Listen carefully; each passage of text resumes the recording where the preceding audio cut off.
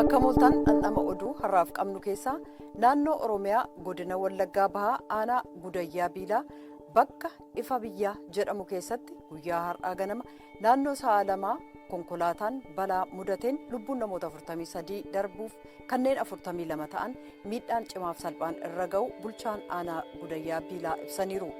Balaan kun kan dhaqqabe atoobisiin Horroo Guduruu Wallaggaa Shaamburraa gara Finfinneetti imalaa ture garagaluu isaatiin kan ka'edha.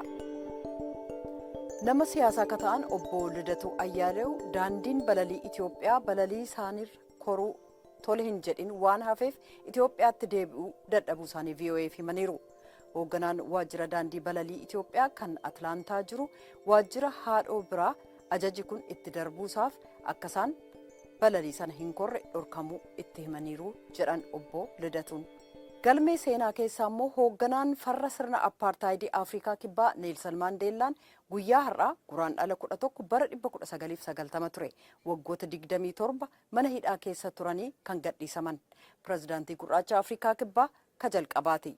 Maandeellaan bara 2023 keessa umrii isaanii waggaa 95tti du'aan boqotan.